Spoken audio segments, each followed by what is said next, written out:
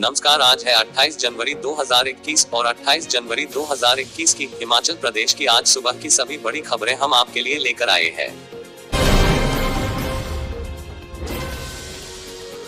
सरकार ने जारी किए आदेश, शिक्षकों को अब आकस्मिक स्थिति में ही मिलेगा अवकाश। लंबे समय बाद स्कूल खुलने की स्थिति में ग्रीष्मकालीन स्कूल में अब शिक्षकों को आकस्मिक स्थिति में ही अवकाश मिलेगा। आकस्मिक स्थिति में ही शिक्षकों को अब अगले 3 माह तक अवकाश मिलेगा, लेकिन इसके लिए शिक्षक को अवकाश लेने के लिए ठोस कारण बताना होगा। इस संबंध में प्रदेश सरकार ने आदेश जारी हुए हैं। शिक्षकों को अवकाश संबंधित एप्लीकेशन शिक्षा निदेशालय भेजनी होगी। जारी आदेश के तहत प्रधानाचार्य भी अपने स्तर पर शिक्षकों को अवकाश नहीं दे पाएंगे। आदेशों में कहा गया है कि परीक्षाओं से पहले अब केवल 3 माह का ही समय शेष है। ऐसे में विद्यार्थियों की पढ़ाई प्रभावित न हो और नियमित रूप से कक्षाएं चलें। सरकार की ओर से शिक्षा विभाग को जारी हुए आदेशों में साफ किया है कि शिक्षा विभाग स्कूल प्रबंधन को इस संबंध में आदेश जारी करे और यह सुनिश्चित करे कि शिक्षक आकस्मिक स्थिति में ही अवकाश ले। शिक्षा विभाग अवकाश संबंधित एप्लीकेशन को चेक करेगा और स्थिति अनुसार अवकाश प्रदान किया जाएगा। ग्रीष्मकालीन स्कूलों में आगामी 1 फरवरी से कक्षाएं शुरू होने पर शिक्षा मंत्री गोविंद ठाकुर स्कूलों के प्रधानाचार्यों के साथ वीडियो कॉन्फ्रेंसिंग करेंगे। शिक्षा मंत्री सभी स्कूलों से माइक्रो प्लान आने के बाद और कक्षाएं शुरू होने पर स्थिति की समीक्षा करने के लिए प्रधानाचार्यों के साथ बातचीत करेंगे और व्यवस्थाओं का जायजा लेंगे। शिक्षा मंत्री ने बोर्ड कक्षाओं की पढ़ाई को गंभीरता से लेने के निर्देश दिए हैं। उन्होंने कहा है कि ऑनलाइन कक्षाओं में विद्यार्थियों को पाठ्यक्रम में से कुछ समझ नहीं आया है तो उन्हें बताएं और उनके डाउट्स क्लियर किए जाएं। हिमाचल के स्कूलों में लौटे शिक्षक, शुरू हुआ सैनिटाइजेशन अभियान, इस दिन से लगेंगी नियमित कक्षाएं। हिमाचल प्रदेश में करीब 2.5 माह बाद बुधवार से दोबारा से स्कूलों में शिक्षक लौट आए हैं। इससे पहले नवंबर में कुछ दिन के लिए स्कूल खुलने पर शिक्षकों को बुलाया गया था। कोरोना के मामले बढ़ने पर स्कूल बंद करने पड़े थे। अब सरकार ने ग्रीष्मकालीन छुट्टियों वाले स्कूलों में दोबारा से नियमित कक्षाएं शुरू करने की योजना बनाई है। बुधवार से शिक्षकों ने आना शुरू किया। बुधवार को प्रदेश के कई ग्रीष्मकालीन स्कूलों में सैनिटाइजेशन अभियान भी शुरू हुआ। कुछ स्कूलों में गुरुवार से सफाई अभियान शुरू होगा। बुधवार को कई स्कूलों में विद्यार्थियों को बुलाने के लिए माइक्रो प्लान बनाने का काम भी शुरू किया। 1 फरवरी से ग्रीष्मकालीन स्कूलों में 5वीं कक्षा सहित 8वीं से 12वीं कक्षा के विद्यार्थियों की नियमित कक्षाएं लगेंगी।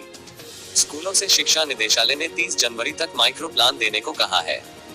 उच्च शिक्षा निदेशक डॉक्टर अमरजीत कुमार शर्मा ने बताया कि स्कूलों में 2-3 दिन में सैनिटाइजेशन अभियान चलाया जाएगा। पहले दिन कितने शिक्षक पहुंचे, इसकी जानकारी जिला उप निदेशकों से मांगी है। 1 फरवरी से खुलने जा रहे ग्रीष्मकालीन छुट्टियों वाले स्कूलों में ऑनलाइन पढ़ाई भी पहले की तरह जारी रहेगी। विद्यार्थियों पर स्कूल आने के लिए दबाव नहीं डाला जाएगा। विद्यालय प्रबंधन सुनिश्चित करेगा कि फेस मास्क पहनने, 2 गज की दूरी और हैंड सैनिटाइजेशन की प्रक्रिया का पूरी तरह से पालन किया जाए। 1 और 15 फरवरी से स्कूलों में 5वीं, 8वीं, 10वीं और 12वीं के विद्यार्थियों की रोजाना कक्षाएं लगेंगी। 9वीं जमा 1 कक्षा और कॉलेजों में विद्यार्थियों की संख्या अधिक होने पर प्रिंसिपल एक दिन छोड़कर निर्धारित संख्या का पालन करते हुए इन कक्षाओं को लगा सकेंगे। माइक्रो प्लान देने को कहा है। विद्यार्थियों के आने जाने का समय और लंच ब्रेक का भी अलग अलग समय तय करना होगा। प्रिंसिपलों को इसका शेड्यूल तय करना होगा। परिसरों में रिटायरमेंट पार्टियों सहित अन्य सामूहिक आयोजन पर रोक रहेगी। प्रार्थना सभाएं नहीं होंगी। विद्यार्थियों की संख्या के हिसाब से होगा नए स्कूल और कॉलेज भवनों का निर्माण। हिमाचल प्रदेश में अब नए स्कूल और कॉलेज भवनों का निर्माण वहां पढ़ने वाले विद्यार्थियों की संख्या के अनुसार होगा। इसके लिए शिक्षा विभाग संबंधित स्कूल कॉलेजों में बीते 1 से 2 वर्ष की एनरोलमेंट और साथ लगते स्कूल कॉलेजों की दूरी को ध्यान में रखकर योजना बनाएगा। बुधवार को मुख्य सचिव की अध्यक्षता में सचिवालय में हुई शिक्षा विभाग के सिविल वर्क की समीक्षा बैठक में यह फैसला हुआ। विभागीय अधिकारियों ने बताया कि देखा गया है कि कई स्कूल कॉलेजों के निर्माण के लिए करोड़ों रुपए खर्च किए जाते हैं, जबकि वहां विद्यार्थियों की एनरोलमेंट कम ही रहती है। इस तरह की मामलों को देखते हुए विभाग ने अब विद्यार्थियों की संख्या के अनुसार ही नए भवनों का निर्माण करने का फैसला लिया है। सिविल वर्क की समीक्षा बैठक के दौरान मुख्य सचिव ने शिक्षा विभाग के अधिकारियों को अपनी प्राथमिकताएं तय करने के निर्देश दिए। उन्होंने कहा कि मार्च 2021 को ध्यान में रखते हुए निर्माणाधीन कार्यों को पूरा किया जाए। 3 माह और 6 माह में उद्घाटन के लिए भवनों का काम पूरा किया जाए। विभागीय अधिकारियों को निर्माण कार्य पूरा करने के लिए अधिक बजट की जरूरत पड़ने पर प्रस्ताव भेजने को कहा। बैठक में शिक्षा सचिव, शिक्षा निदेशक सहित लोक निर्माण विभाग के कई अधिकारी मौजूद रहे। वेदर अपडेट, 2 फरवरी तक मौसम साफ, धूप खिलने से चढ़ेगा पारा। हिमाचल में 2 फरवरी तक मौसम साफ रहने का पूर्वानुमान है। बुधवार को राजधानी शिमला सहित प्रदेश के सभी क्षेत्रों में मौसम साफ रहा। शिमला में धूप खिलने के साथ हल्के बादल भी छाए रहे। मौसम विज्ञान केंद्र शिमला ने 2 फरवरी तक पूरे प्रदेश में मौसम साफ रहने की संभावना जताई है। हिमाचल में हस्तशिल्प को मिलेगा प्रोत्साहन, केंद्र से 6.32 करोड़ की योजना हुई मंजूर। हिमाचल प्रदेश में हस्तशिल्प उद्योग को प्रोत्साहन देने के लिए केंद्र से 6.32 करोड़ की योजना मंजूर हो गई है। एकीकृत हस्तशिल्प विकास और प्रोत्साहन योजना के तहत प्रदेश के 7 जिलों के 6110 हस्तशिल्पियों को इसका लाभ मिलेगा। योजना में प्रदेश के 7 जिलों के 25 प्रशिक्षण केंद्रों में हस्तशिल्पियों का प्रशिक्षण बुधवार से शुरू हो गया। शुभारंभ उद्योग आयुक्त हसनराज शर्मा ने वर्चुअल माध्यम से किया। कुल्लू, मंडी, कांगड़ा, हमीरपुर, किन्नौर, चंबा और बिलासपुर में यह प्रशिक्षण 2 महीने तक दिया जाएगा।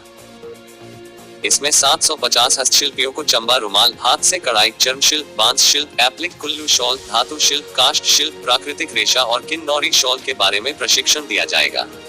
इस कार्यक्रम से प्रदेश के हस्तशिल्पियों के कौशल का विकास होगा। हस्तशिल्पियों को उत्पाद बेहतर बनाने, डिजाइन को स्तरोन्नत कर इससे अंतर्राष्ट्रीय बाजार में चुनौती देने लायक बनाने का प्रशिक्षण दिया जाएगा।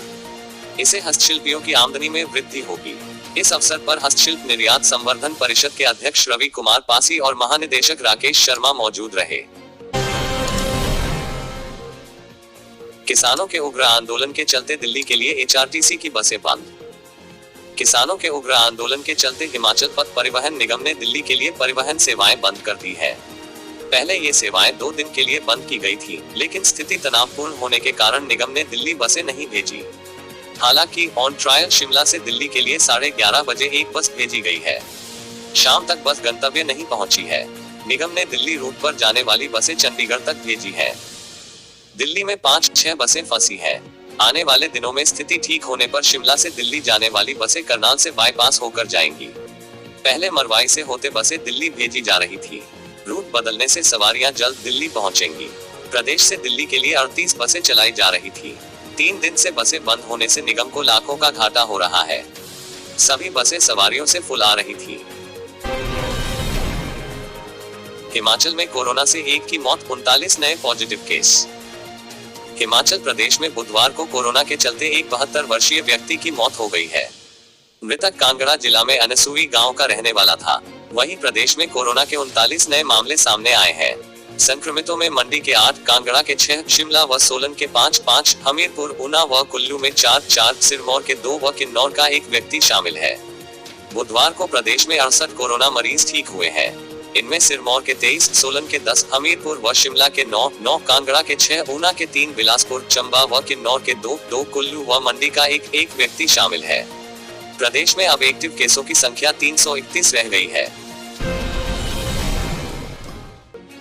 जिला परिषद बीडीसी की सरदारी के लिए तेज हुई जंग, भाजपा कांग्रेस के बड़े नेताओं ने संभाला मोर्चा।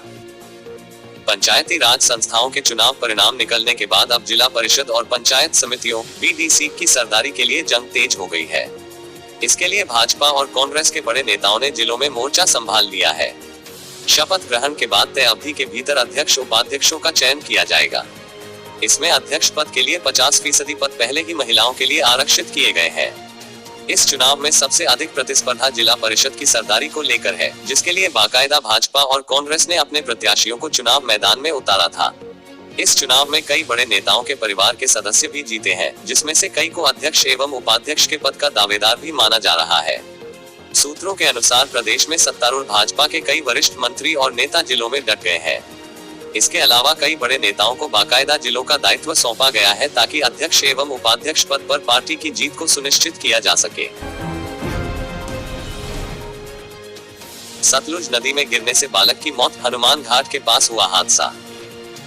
हिमाचल प्रदेश के शिमला जिले के तहत पुलिस थाना रामपुर के तहत हनुमान घाट के समीप एक 10 वर्षीय बालक की सतलुज नदी में गिरने से मौत हो गई है।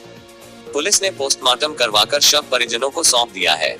मामला दर्ज कर छानबीन की जा रही है। पुलिस के मुताबिक बुधवार को दोपहर बाद करीब 3:30 बजे हनुमान घाट के पास सतलुज नदी में एक 10 साल के बालक की गिरने की सूचना मिली। सूचना मिलते ही पुलिस टीम घटनास्थल पर पहुंची। स्थानीय लोगों की मदद से बालक के शव को नदी से निकाला। इसकी पहचान कर्ण दस पुत्र ज्ञानी निवासी बस स्टैंड मोहल्ला होशियारपुर तहसील और जिला होशियारपुर पंजाब के रूप में हुई है। बताया जा रहा है कि पैर फिसलने से वह नदी में जा गिरा। वर्तमान में वह नोगली में लोक निर्माण विभाग के पेट्रोल पंप के साथ रह रहा था। पुलिस ने बच्चे के रिश्तेदारों के समक्ष मृत शरीर का परीक्षण किया। गवाहों के बयान भी कलमबद्ध किए गए हैं। बताया कि खनेरी अस्पताल में शव का पोस्टमार्टम करवाकर परिजनों को सौंप दिया गया है। पुलिस ने सीआरपीसी की धारा 174 के तहत मामला दर्ज कर छानबीन शुरू कर दी है। डीएसपी चंद्रशेखर कायत ने बताया कि पुलिस ने मृतक का पोस्टमार्टम करवाकर शव रिश्तेदारों को सौंप दिया है। पुलिस मामले की छानबीन में जुटी हुई है।